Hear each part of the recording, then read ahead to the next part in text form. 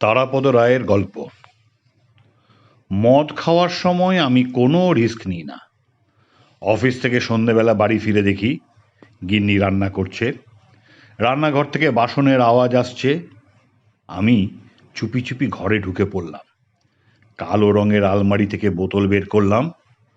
Netaji photo frame থেকে আমাকে দেখছেন, কিন্তু এখনো পর্যন্ত কেউ কিচ্ছুটি টের পায়নি, কারণ আমি কোনো রিস্ক নিই না।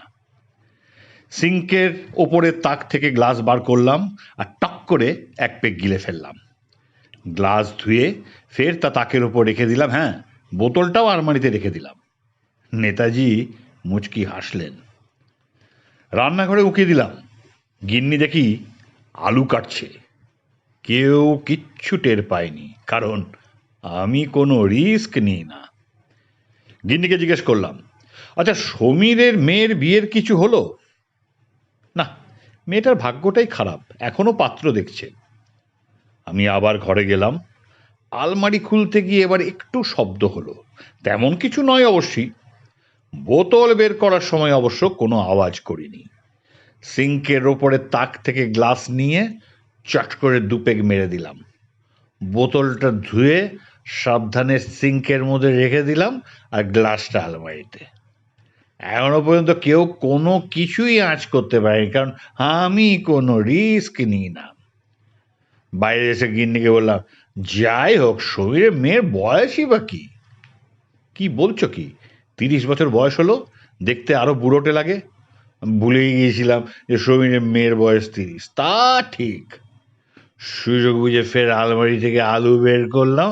এ বাবা, আলমারিটা আবার জায়গা বদল করে ফেললো কি করে? তাক থেকে বোতল বার করে সিঙ্কের সঙ্গে মিশিয়ে চট করে আরেক পেট পেটে চার করলাম। নেতাজি দেখি খুব জোরে জোরে হাসছেন। তাকটা আলুতে রেখে নেতাজির ছবি খুব ভালো করে ধুয়ে আলমারিতে রেখে দিলাম। গিন্নি কি করছে দেখি। হ্যাঁ, ও গ্যাসের উপরে সিঙ্ক চড়াচ্ছে, কিন্তু এখনো পর্যন্ত কেউ কিচ্ছু টের পায়নি, কারণ আমি তো কোনো রিস্কই নিই না। আমি গিন্নিকে বললাম, তুমি সমীরকে বুড়ো বললে? বক বক করো না তো, বাইরে গিয়ে চুপ করে বসো। এখন তুমি কোনো কথা বলবে না। আমি আলু থেকে ফের বোতল বের করে মজা সে আলমারিতে আরো এক পেগ গিললাম। সিঙ্কটা ধুয়ে ওটাকে তাপের ওপর রেখে দিলাম। ফটো ফ্রেম থেকে গিন্নি এখনো এসে চলেছে। নেতাজি রান্না করছে, কিন্তু এখনো কেউ কিচ্ছু টের পায়নি, কারণ আমি তো কোনো রিস্ক নিই না। গিন্নিকে হাসতে হাসতে বললাম, ও, তাহলে সমীর তাহলে পাত্রী দেখছে। শোনো, তুমি মুখে জলের ঝাপটা দিয়ে কোথাও চুপ করে বসো তো। আমি রান্নাঘরে গিয়ে চুপচাপ তাকের উপর বসলাম, কিন্তু এখনো অবধি সমীর কিচ্ছু টের পায়নি, কারণ নেতাজি তো কোনো রিস্কই নেন না। সমীর এখনো রান্না করছে, আমি আমি ফটো ফ্রেম থেকে গিন্নিকে দেখে এখনো এসে চলেছি, কারণ আমি কখনো ইয়ে নিই না।